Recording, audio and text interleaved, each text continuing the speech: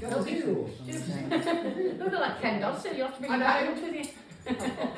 Between you and Roy, honestly, no distracting me. Coal pits, I do believe. Yes, or coal mines. Anybody brought the hard hat? Anybody got hard up? We're going down the coal mine. Who's got all of it?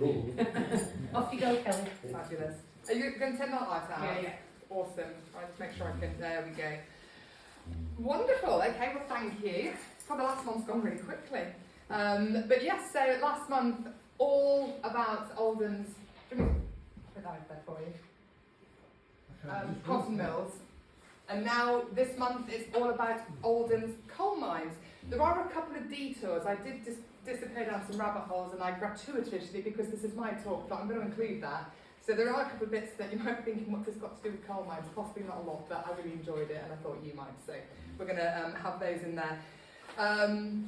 So I do have the same disclaimer that I had last month. Coal mines, Oldham, huge subject. I have an hour, but like 55 minutes. So some bits I might just do quite quickly. Other bits I can afford a bit time-wise to give a bit more. I always say if there's something I kind of skim over and you think I'd like to know more, just let me know. I do have a second disclaimer, and try as hard as I cannot say the word colliery. I just can't. And I have practiced with markers. I can't say it. So I'm going to use coal mine instead. Strictly speaking, they're not the same. The coal mine is the pits, the colliery, thank you, is all the pits, all the works, all the machinery. But I don't care. I'm using coal mine. Unless it's in the name of a company, in which case I will say that C word, and please don't, I try, I just can't say it. So if you're like, what's she trying to say? That is the word I'm trying to say. So there's not as many slides. I know we had quite a few last month. It was really nice seeing the cotton mills that were still standing, but there's not really any coal mines still standing, certainly none in Bardsley. But what we will do is start with the first slide, which is the agenda. So we'll be looking at how and when coal was formed, when coal first started to be mined, looking at what did the Industrial Revolution do for Oldham's collieries, eh? Oh, I said it. Oh, I can do it in a Cockney accent. Right, so I can talk about... I can't do that. If I just go Cockney, I can say the word... Yeah, anyway. We're going to look at how coal was transported, what it was like to work in a coal mine. Lots of lovely coal mine acts. If you remember from last month, there were about 42 billion cotton mill acts, and it's very similar when it comes to the coal mine. So again, I've just kind of grabbed the sexiest to have a talk about. 1858, the Oldham's miners' strike and a great feast. This is a story I absolutely love, and I hope you'll enjoy it too. And then very recently, I don't know if anybody's seen it, but there's been a little bit in the news specifically about the future of Oldham's coal mines. I don't know if anyone's seen it. There's not a huge amount of info. Yeah, you've seen it? So I'll just sort of end the talk on that. Okay, so how and when coal was formed? Okay, so it was formed from vegetation in tropical swampy forests that was laid down in the Carboniferous era. How long ago do we think the Carboniferous era was? About 10 million years. 10 million? 300. 300 to 350 million years ago. We have a Carboniferous era expert in the room tonight. Any questions? Ask him. The dinosaurs, so I know the age of the eras. Yeah, very good. I've never heard of it. But Carboniferous means coal-bearing, and this is the era when all the underground coal deposits were formed. So all the coal that is used, well, today, it's this period when all that coal was actually created. So basically, its plant matter dies, and then it gets covered up, and then over millions of years, there's lots of pressure, there's lots of heat, and it turns the plant material into coal. And it actually, so it does predate dinosaurs. When were dinosaurs around? 220 million years ago, the first. There was the more reptiles before then. Yeah. I think the first that come out of the seas were about 350 million years ago. So that was about the beginning of the Carboniferous period.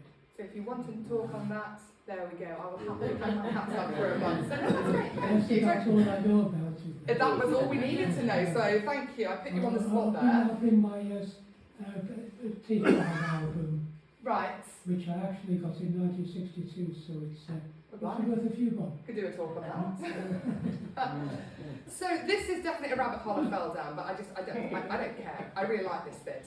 So the Carboniferous, can't say that either, Carboniferous era is also called the Age of Amphibians, because they were the dominant form of animal at this time on Earth. So the landscape was made up of vast swamp forests and giant insects. So some examples of what you might have seen if you'd been wandering around back then. So you had dragonflies with a wingspan of 2.5 feet. So just to give you, there's a scale there. So dragonflies I can live with. So you had scorpions over 2 foot long, and this is a replica of an 8-foot millipede. These were scurrying around in the Carboniferous era, and when I saw those, I thought, I know who'd like to see these. It's just horrible. But the good news, if you're an arachnophobe, so there were spiders back then. No, don't worry, no slide. They were 2 centimetres big. That was it. I've seen bigger house spiders in my house, touch wood, please no more. But I just thought that is really cool. But you wouldn't have been wandering around back then because oxygen levels were a lot lower than they are nowadays. So you wouldn't have been able to breathe normally. You'd have got by for a short period of time, but basically you wouldn't have been very well. So I'm very happy that I wasn't in the Carboniferous era. Lack of oxygen is one thing, but I would not want to have been wandering into any of those. So, like I said, a little detour there. I'm going to take it off that because that's just horrible to look at. So this bit is about how the coal was actually formed. So it starts as vegetation, it becomes covered, it decomposes, due to the lack of oxygen, it becomes peat, which I'm familiar with. So it's a spongy mass of brown fibrous material, and then because it's been covered, there is no oxygen, and it becomes buried in like layers. So there's no bacterial destruction, you've got lots of pressure, you've got lots of temperature, so that's when the changes occur. So if the peat is actually buried at a relatively shallow depth, it turns into lignite. Lignite. So that's known as brown coal, and it's very sort of regarded as inferior quality because it's quite soft and crumbly, so it's got quite a high moisture content. It has quite an off-putting smell when it's burned. So back in the day, sort of, 18th, 19th centuries, early 20th centuries, it was what poor people would have used because it was a lot cheaper because it wasn't the high quality. They use it in Germany. Or they use it in Germany, there you go. Yeah. The lignite. So, the deposits that are buried deeper, they become hard coal called bituminous, and this is like the normal black coal, which is the good stuff. It's easier to ignite, it's easier to burn, has a lower moisture content, lasts for longer. And it was the I'm not doing very well today, the black coal that was coming out of the mines in Oldham. We had the good stuff. Okay, and as we'll come to later, some of the mines in Bardsley were renowned for their excellent quality of coal, which I took quite a quiet pride in, having nothing to do with it, but I live there, I'll claim that. So looking at then when coal first started to be mined, so archaeological evidence suggests that coal mining first started in China around 3,490 BC. I mean, that's a very specific date, but around then in China, that's the first archaeological evidence. So the first written reference to coal mining comes from a Greek scientist in about 371 BC, so about 3,000 years later, but that's the earliest written reference we've got to it. So we know that coal was being mined during the Bronze Age and the Stone Ages in Britain because in coal seams, sort of flint axes have been found showing that they were being worked. So the Stone Age in Britain was about 10,000 to 4,000 BC. The Bronze Age was then to about 800 BC. And, you know, workers at the time, they didn't create mines, they probably found some and then followed the seam and were able to work what they were able to get to. The Romans, we believe, also mined coal for use when they were working, you know, with iron. Excuse me. So there's no definitive evidence yet about the Romans doing coal mining in Britain, but some archaeological evidence does suggest that it was taking place. The Domesday Book, excuse me, of 1086, again, doesn't reference any specific coal mines, but we do have records from the 13th century that do mention coal digging in certain parts of the country. So what was most likely is that some coal was washed onto shore from deposits under the sea, and then people were kind of in the shallows able to sort of dig down and get to it. Again, they certainly weren't producing coal mines as we know them in 13th century. So in the northeast of England, that's where we have some of the earliest evidence for, sort of medieval times for deep mining to be taking place. But the first recorded coal mine in the UK is in Scotland in the Firth Forth. That's recorded in 1575. So it didn't really develop until the late 18th century, and there was a rapid growth in the 19th century, obviously with coal mining reaching its, you know, absolute peak in the 20th century.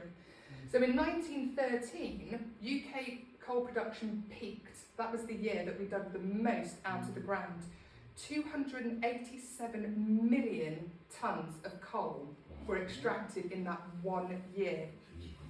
Okay? And until the late 1960s, coal was the main source of energy produced in the UK. There were about 1,400 deep mines and about 92 surface mines. And as the name suggests, the surface mines, it was coal that was taken from quite a shallow depth underground, whereas your deep mines, they went much, much further, half a mile or but sometimes even a bit, excuse me, deeper. And they were much more dangerous. This is where the mines were blasted to get access, and the workers were working very deep underground. For those of you who attended my talk on the Bardsley coal mine disaster, you know, you'll remember some of the hardships. And I will be covering a little bit of that. I'm not going to rehash that talk, but I didn't want to sort of ignore any of the stuff from there. So, finally getting to Oldham, when did the first coal mine open here? So again, evidence is quite scant, but from what research has been done, it appears that basically a Welsh labourer called John Evans bobbed up with another Welsh friend, William Jones. I was so tempted to do a dreadful Welsh accent there, but yeah, Bob was like, just don't do the accents. So there was mining in Worsley in the late 18th century, and these two Welsh gentlemen came looking for work in the 1770s. So John Evans, he became an expert authority in mining methods, and by the 1790s he'd arrived in Oldham. So he was mining coal at Oldham Edge. So there may actually have been very primitive mining in Werneth in the 14th century, because there's written evidence of some coal digging disputes between families in the Werneth and Royton areas. But if there were mines, as there wouldn't have been as we know them, and there were certainly very small concerns, maybe 1 or 2 men. So this mine at Oldham Edge is the first recorded actual coal mine as we know it. So we had, okay, just making sure I've not missed a page. No, I haven't. We're all good. Okay, so the Industrial Revolution, Oldham coal mines. Why did the Industrial Revolution cause such a boom in the number of coal mines? Not just in Oldham, but there was a massive boom, you know, all over the north of the country, in Wales and in Scotland. And it's very, very simple. There was this boom of all the new factories. Witness last month's talk, the sheer volume of the cotton mills, just as one example. And all these factories, all these mills needed fuel to keep them running. They needed coal. So steam engines, they increased the efficiency and the output of the factories. They were fueled by coal. The more coal you have, the more steam engines, the more factories, the more mills. And Oldham couldn't get enough of any of those. So in massive demand. So do you remember I said 1913 when coal mining peaked and it was 245 million tonnes were pulled out in 1 year. In 1750, 5 million tonnes of coal were produced. By 1850, 62 million tonnes were being produced. So you can just see that massive increase culminating that peak in the 20th century. So Oldham had, over the course of its history, over 150 mines. Again, like I said with the cotton mills, I can't discuss them all. I really can't. We really will be here until Saturday, and I've already had objections to that, so probably best if we don't. But I've chosen some that I thought would be most interest to you, local ones. And again, I remember last month when I was talking about local, and I did get a few, well, that's not very local, Kelly. I don't know where that accent's come from, but I'm confident this time I have chosen actual local mines. So we've got Bardsley, I'm pretty certain that one's local, Fairbottom, Wood Park and Oak that I'm going to run through. So I'm going to start with Wood Park because that was the last pit in Bardsley to be closed.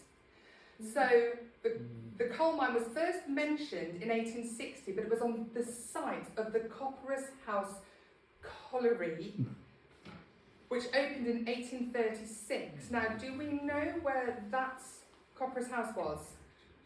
What, the houses? The coal mine. Were Wood Park Colliery? Yes, a Wood Park was built on top of it. So is it near Woodhouses, was it? No, it was the same pit.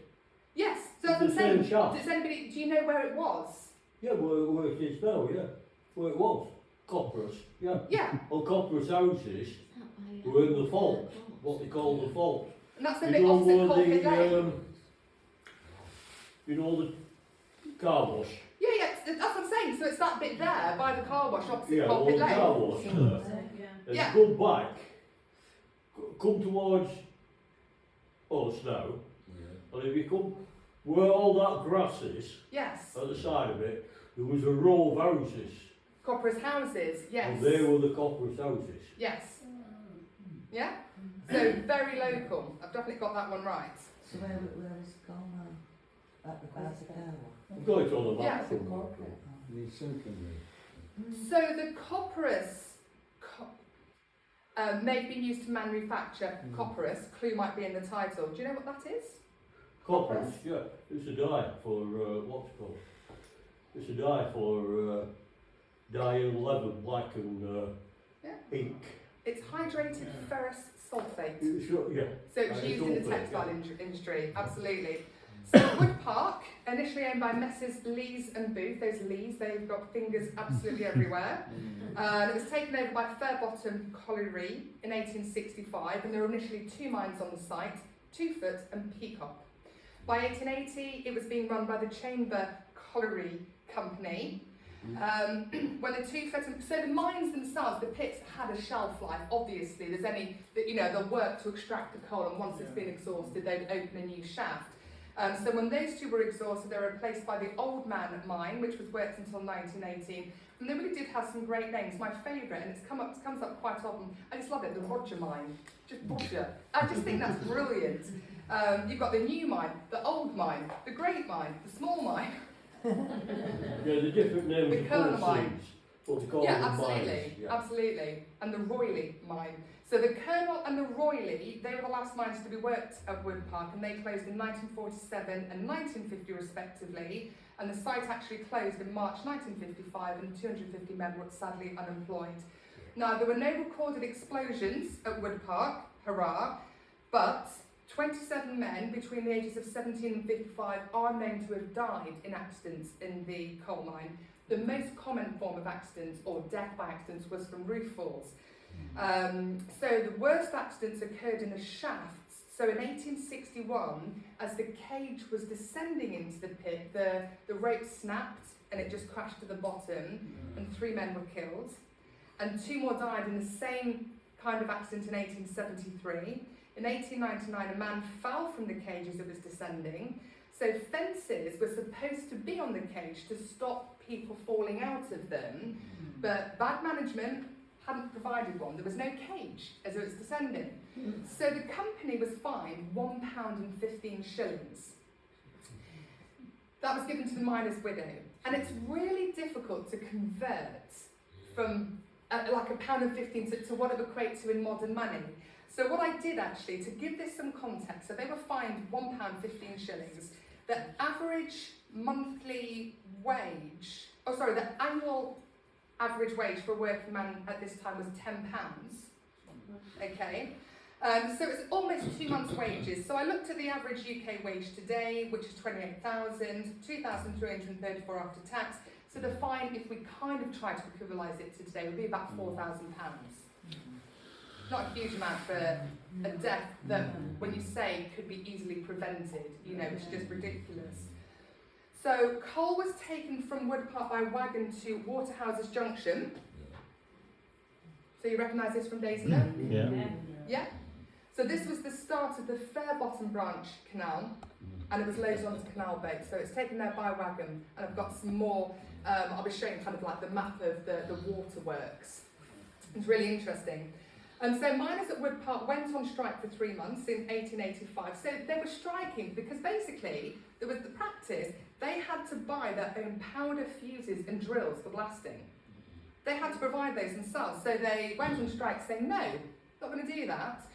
So a compromise was reached where they still had to buy their own materials, but they got a pay rise. So I guess it kind of evened out. Well, I mean, they went back to work, so I guess, you know, they were happy with it. But I found this really interesting. In 1984, the National Coal Board considered reopening this mine. Okay, it is there is still around 300,000 tonnes of coal lying under the ground in Bardsley. So they did consider it, but in the end they decided, nah, let's stick to importing cheap fuel, cheap coal from abroad, because there's more profit in that. But I did think it was worth sharing, because, you know, cost of living, get digging, you know, just public service announcement, that's all that is. Did I patch you a bit deeper? So, I mean, there's been loads written about Wood Park. It's very well known. As always, interest of time. I'm going to move on. So, we're going to move on to Fairbottom. Okay, so Fairbottom colliery. Definitely contender for one of the oldest mines in Oldham. Okay, so in Ashton's parish records, there was a burial recorded on the 18th of February 1673, which states Alicia Knott killed in a coal pit at Fairbottom. So it was owned by the Fairbottom and Wearmouth Colliery Company in the 1840s, and then by Lees and Booth, bought up everything.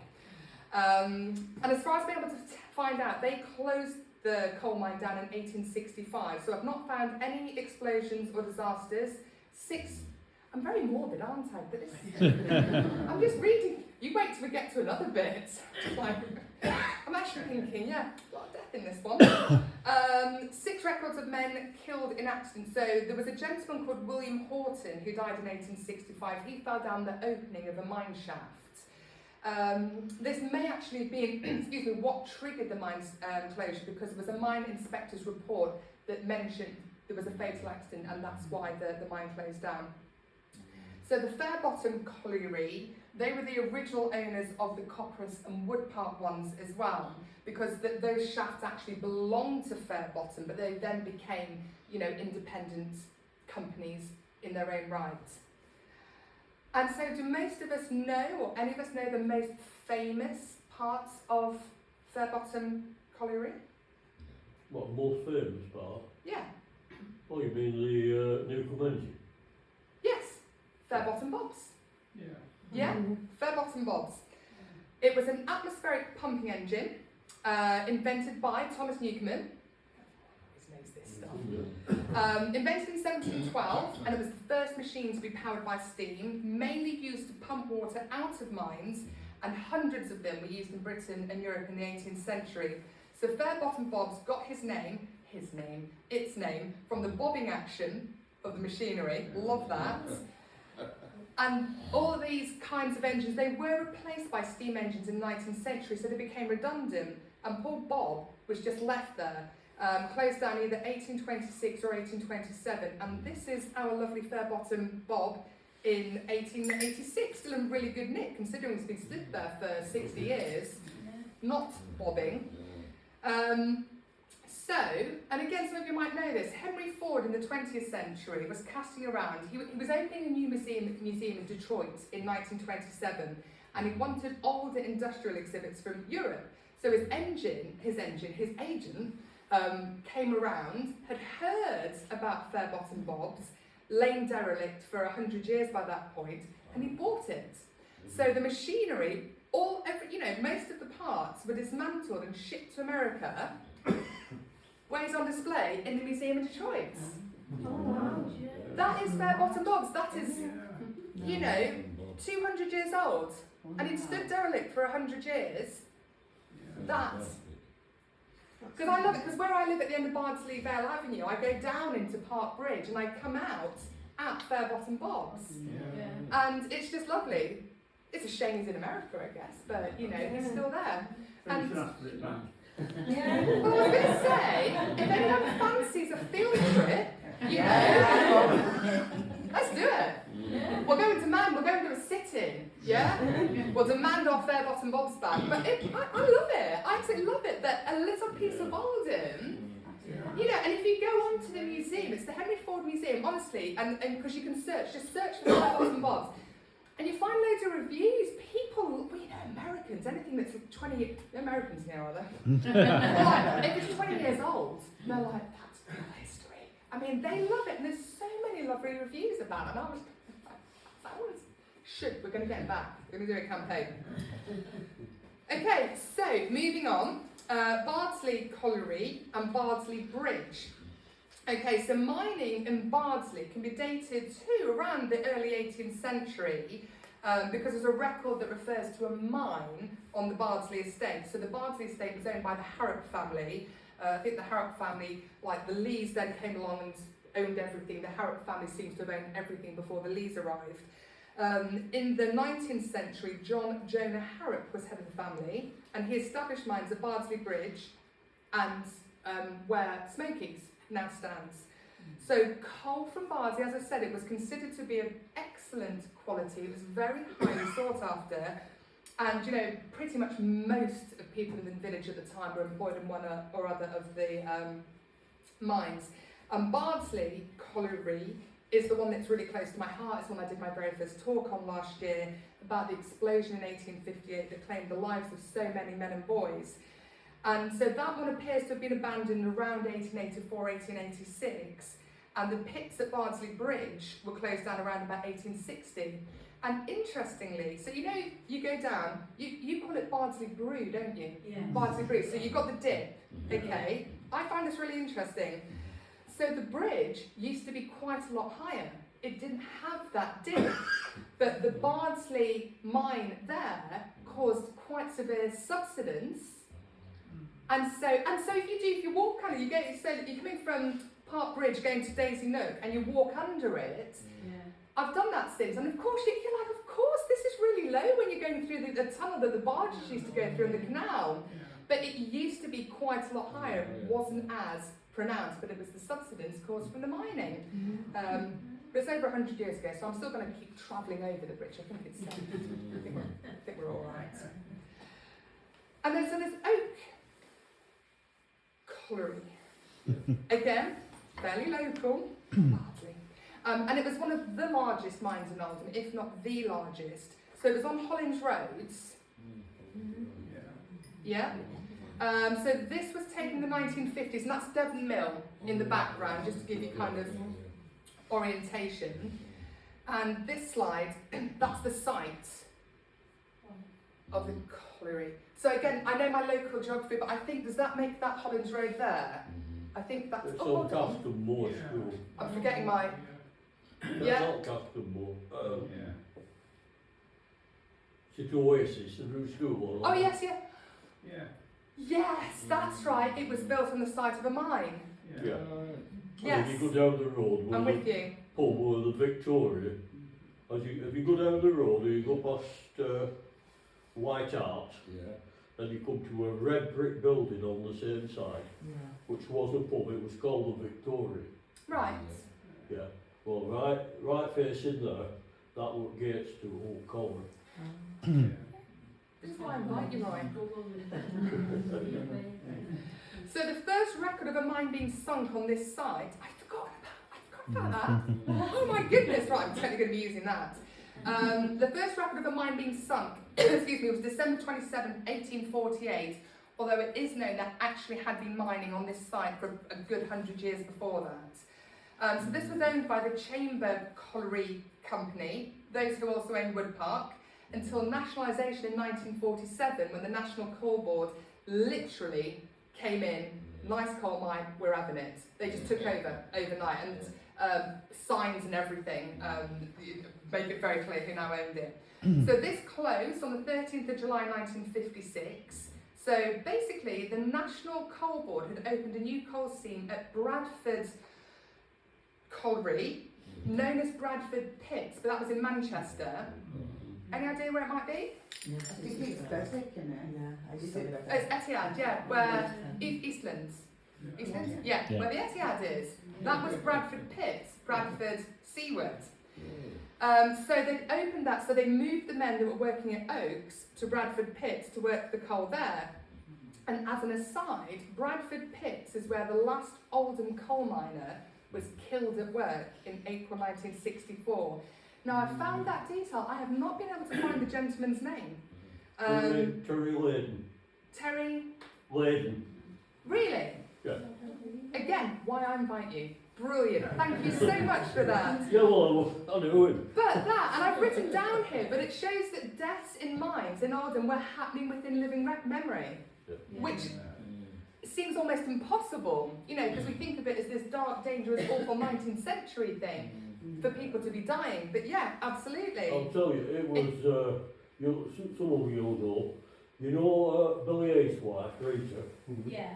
Well, she was called Rita Layton, and her brother. Terry And Layden. her brother.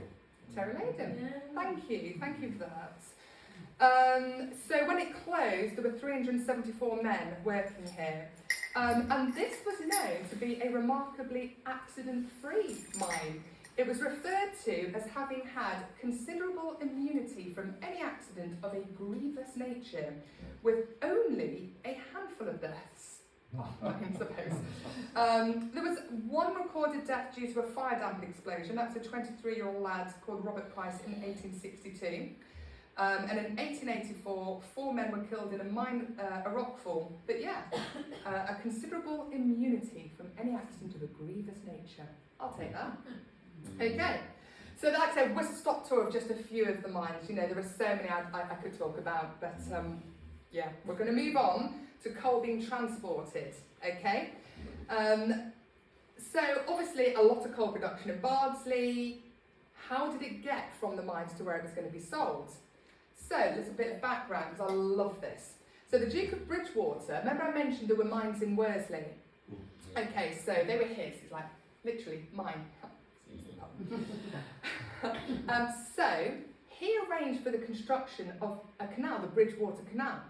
Okay, and that was completed in 1761 because he wanted a more efficient way of transporting the coal from his mines in Worsley to Manchester. This is the Bridgewater Canal. So his canal was insanely successful. It more than halved the cost of transporting coal. So prior to canals, coal was transported by horse and cart, which was very laborious, time-consuming, and obviously impacted on the amount that could be transported at any one time. So the Duke's Canal, you know, just in case you couldn't see it, let me just use my pointy thing, absolutely revolutionised the way of coal transportation, which of course, more importantly, meant much bigger profits for the mine owners. So following on from this success, and this is a bit I love, so the mine owners in Ashton Oldham were like, we want a piece of that, thank you very much. Okay, we want to get rid of horse and cart, we want to have a bit of canal action. So, in 1792, they put a proposal to Parliament to establish a new canal to serve Ashton and Oldham, and it was approved. So 4 years later, the canal was completed, and it ran from behind what's now Manchester Piccadilly train station, various arms, one of which went through Daisy Nook, with a branch running towards Park Bridge. So, where am I looking? I had this all, so Fair Bottom branch. So you've got Crime Lake, sorry, it's not a terribly, yeah, so you've got, so Werneth, Failsworth, there's the Hollandwood branch, but yeah, so Crime Lake, Oldham branch is right up at the top. and there's Bardsley, Yeah. and the Fairbottom branch. Okay, so this was the entire canal network, but this is the bit that sort of applies to us. So the Fairbottom branch of the canal is this one. So remember I talked about Waterhouses Junction. They've got the aqueducts, Crime Lake, and there's Park Bridge, and you've got Bardsley. So just showing it because, you know, I find it, I mean, I can picture the bits that I walk my dog along, but then sometimes I kind of struggle with kind of working bits out. So I found this really helpful actually, just for being able to sort of work it out a little bit better.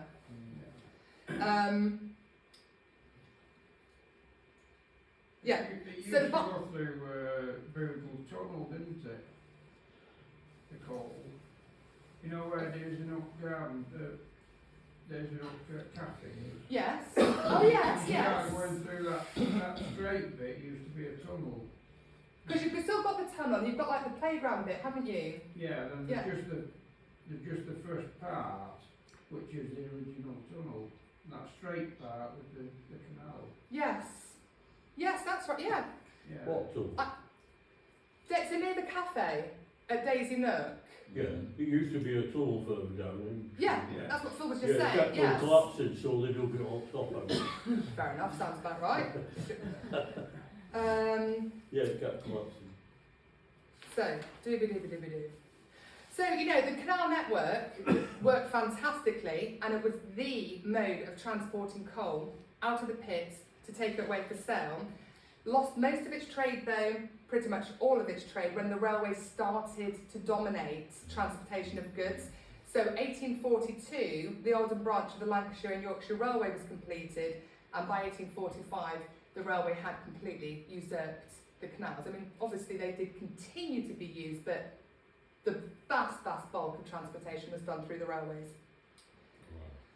So that was a bit of a whistle-stop tour on that. So moving on then to what it was like to work in a colliery, because I thought you might be interested in some of this. So again, those of you who were at my talk on the Bardsley mining disaster last year, because I spoke at some length about what it was like to work in a mine, I mean, essentially it was horrible. You know, wasn't nice. It was physical, it was exhausting, and above all, very, very dangerous, particularly the deep mines, which is what we had in this area. So as to who worked in mines, pretty much everyone, men, women, children. In the early days, it was usually a family endeavour, you know, mum, dad, kids all working together underground. Children as young as 8 would work underground, but I have found references to children as young as 5 working underground in these mines. Yeah. So they worked as trappers, which was essentially opening and closing trap doors to allow air to circulate, and this was so important to prevent the build-up of fire damp. Fire damp being the gas that was exposed in the coursing that would explode if one of those naked flames got onto it. Ventilation was always a problem, but you know, you had the kids doing this job. So this is a photo from the early 20th century. Just, you know, of a trapper. It's a lonely job, you know, and the ventilation was very important, but the kids, boys and girls, that was their job. They'd sit there in the darkness on their own. So women and older children worked as hurries and thrusters. So this was moving the wagons of coal out of the mines. Okay? So hurries were attached to the wagon and they pulled it, and the thruster would push from behind. These wagons could weigh over 600 kilos. That's over half a ton. And this is what women and older children were doing, pulling and pushing these wagons. Now, So- Sally, can I just stop you? There was no women employed in Oldham coal mines. The men went on strike, they wouldn't work with them. Oh, I didn't come across that. Well, you know but- that, a fellow came from Wigan with his wife and family, and he took a down pit, and an old man came up and said, we're not working with him. That's good to know. I did not come across that in my research, so I mean, oh yeah, it's written down somewhere, I've read it, but it's true. fabulous. That's Yeah. not the hidden, aren't I? But no, I'll look into that. Thank you for that, Roy. So, outside of Oldham, women did this job, but not Nobody's men. just true. We just left that to the children. Yeah, we're a bit more Oh, enlightened. the The women, no, you're not going down mine. You're 5. Yeah. Get down. You're grand. So grey men worked as getters, those who worked at the coalface. They were cutting the coal out of the seam with a pickaxe. And these were the only workers underground who were allowed a light because obviously they needed light to see the coalface. So this is again another early 20th century photo of a getter at work, and just showing like the crouching position. I mean, they had to work in, obviously it was all awful positions, but you know, they had to crouch, they had to get into all manner of positions to be able to get the coal out of the seams. So as I said, working in a coal mine, it really was awful. Everyone working underground had to deal with toxic gases, the constant threat of being crushed by heavy machinery, drowned by excess water, and like I said, the most common cause of death was rock falls, roof falls. You know, it could happen at absolutely any time, 0 to very little warning. So the getters quite often were stood, you know, up to their waists in dirty, freezing water for the entirety of their shift. You know, also the worry about fires and explosions, you know, or drowning, you know, just all manner of horrible ways of dying on a daily basis. And I recently read an expression in a book, obviously, that used, I've never heard this expression before, you might be familiar with it, and it was used to sum up the hardship of working in the mines of Manchester, and I think it would probably have applied to Oldham too. It said that the quickest way out of them was through a bottle, which I like that. So the quickest way out of the misery of working in a mine was through a bottle of alcohol. And I can absolutely see, because miners were renowned for working hard and playing hard. And I will be coming back to that. So I found an account of a working day in the life of a miner from the early 20th century. So this was near Newcastle, but you know, I think reflective of coal miners across the country in Oldham. So he was working a night shift, and the first thing he did when he arrived at the pit just before midnight was to collect a token that he wore around his neck. What do you think the token was for? Identification. Security. So you could be recognised. Yeah. So you put them down in... It's like an early dog tag. Yeah. So if he was killed in an incident, in an explosion, they'd be able to know who he was. So yeah, he collected a safety lamp and his tools, went 500 feet down the shaft in a cage, rode in a tub to the seams until the roof got too low, and they'd have to crouch and shuffle to get to the bit of the seam that they were working that night. They would have their meals underground, but they could only have light meals, usually bread and jam and water. Because they were working crouched, if they had a full tummy, they would suffer from dreadful heartburn, and it would just be really painful. So they couldn't really eat very much when they were down there. And they finished at 8 a.m. Some pits actually had bathhouses, so you could go for a wash before you went home, but otherwise it was just straight home, you know, filthy. Go to bed, get up, do it all over again. And I've mentioned how dangerous it was. I keep saying that, but because I think it deserves to be heard, okay?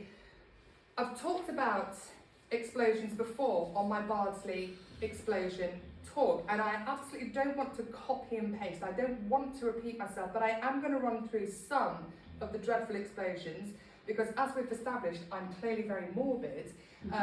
But these were real people who were killed in mines, and I believe they deserve to have their stories remembered. So in 1812, Felling mine disaster, which is near Tyne Wear, 91 lives lost in a single explosion. Didn't establish the cause, probably due to fire damp. So you had the Riley mine in Bent Grange in Oldham, I think it was the Manchester Street area. 1850, there was a roof fall, caused a lamp to break, caused an explosion. There were 16 or 17 men and boys died. They were aged 12 to 24. And then 3 years later, there was a fire damp explosion at the same mine. 20 men and boys died, 13 of suffocation, 7 burnt to death.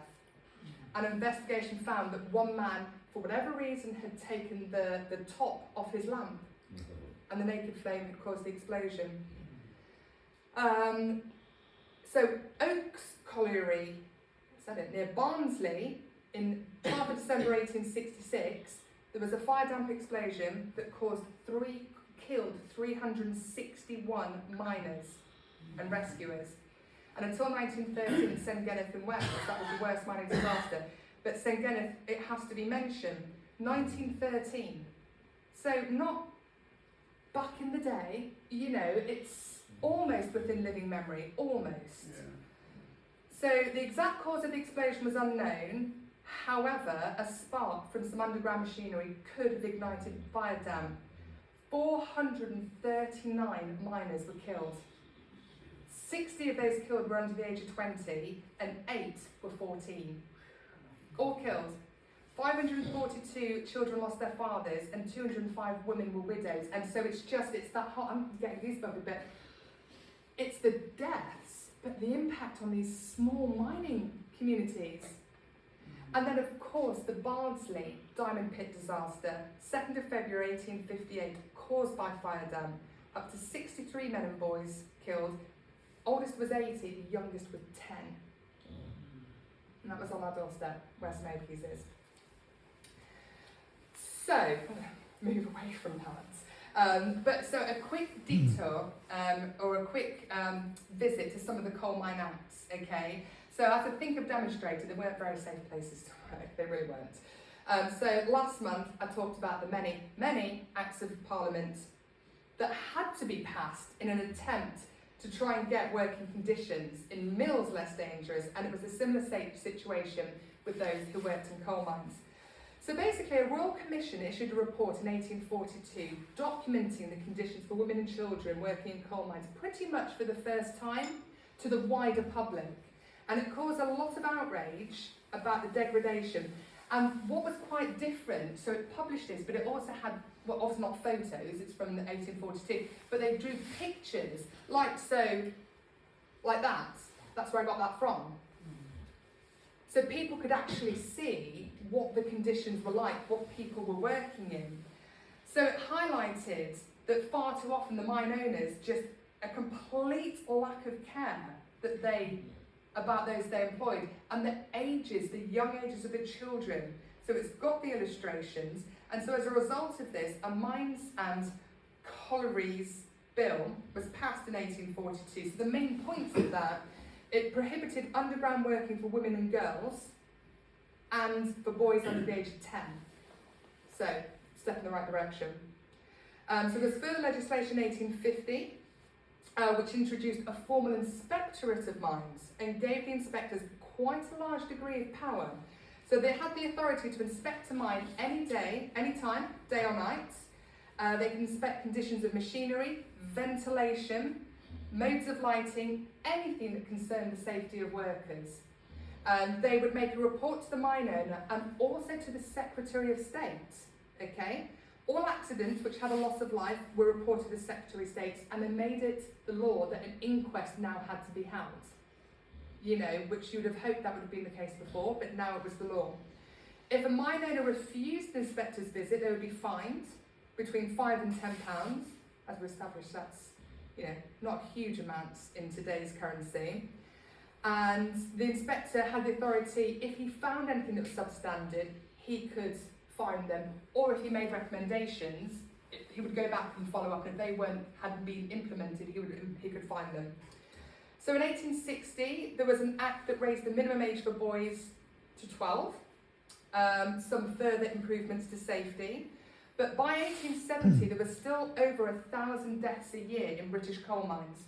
So in 1872, there was a Coal Mines Regulation Act that introduced a requirement for pit managers to have formal safety training, and they had to provide certificates, which I love that little detail. And not only will you have the training, you're going to get a certificate to prove it. Love it. I like certificates. That definitely appealed to me. So miners were also given the right to appoint inspectors from amongst themselves. which was good, although mine owners were also given the right to sack those inspectors if they didn't like them, so, you know, but it's definitely moving in the right direction. So 1881 meant that the Home Secretary had the power to hold an inquest for any fatal accidents.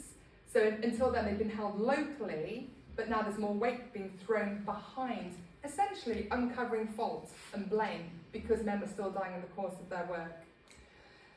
So just a couple more, I think, of the important ones. So in 1886, Royal Commission made it mandatory for all mine owners to have a rescue station near their site with teams of trained rescuers and appropriate rescue apparatus. It was roundly ignored until Parliament made it actual law in 1911. And then, because mine owners being mine owners were like, well, there's 100 miles away, that's fine, you didn't specify. So they did another act in 1912 specifying it had to be within 10 miles, you know, because coal miners, they just didn't want to put out the funds to pay for any of this. And so it did then lead to a rapid increase in these rescue stations. So in the event of an emergency, there would be a trained team within 10 miles to go and help. And the 1911 Act also reduced the hours miners worked to a maximum of 8 hours, increased the minimum age for boys working underground to 14. Boys under 16 could not work at night. And finally, there was some thought given to the general welfare of pit ponies who worked in the mines. So they were then limited to a maximum of 2 4-hour shifts a day, and they had to make this law that the pit ponies then had to be cleaned at the end of their day. They had to be given a bath or at least hosed down at the end of their shift. And pit ponies were still used until 1994. But here's a photo of a pit pony. Yellow. But yeah, finally some consideration was given to their welfare. Okay, so I've spoken about like the real doom and gloom stuff, so we'll talk about something nice, okay? It's quite serious, but it's just a lighter note, I think, for the end of this talk. So in July 1858, excuse me, over 600 Oldham miners went on strike. They wanted shorter working hours and more pay. I think we can all relate to that. So, a little bit of background. At the time, miners' wages went up or down depending on the sale price of the coal they were bringing out the ground. Okay, this was usual. That wasn't the issue. That was the norm. That's what they expected. But sometimes, when the price of coal went up, wages weren't so quick to follow. Okay, the mine owners basically, they're the ones that set the wages, and that was usually that. So, average weekly wage for a miner in Oldham was between 16 and 18 shillings. But out of that, they had to pay 1 shilling and 9 pence for the tools. You know, so lamp, shovel, pick, etc. They had to pay for that. So in 1858, local coal owners felt, well, do you know what? Prices aren't high enough for us to make as much profit as we want. So, can't really increase the price of coal. What can we do? What can we do? Oh yeah, we can reduce the wages of the miners who are bringing it out of the ground.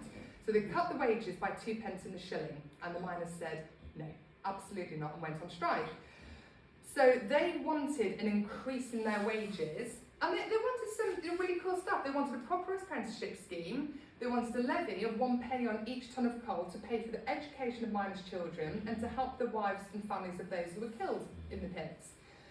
So they did return to work in December, so I've not been able to find out if their demands were met, but again, probably not in their entirety, but clearly something, you know.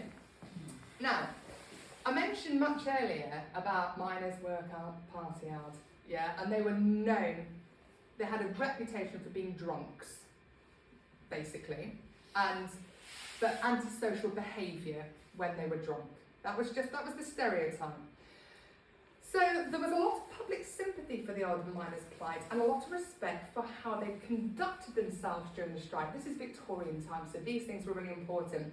It was felt the miners had been very well behaved and there had been no reports of drunkenness while they were on strike.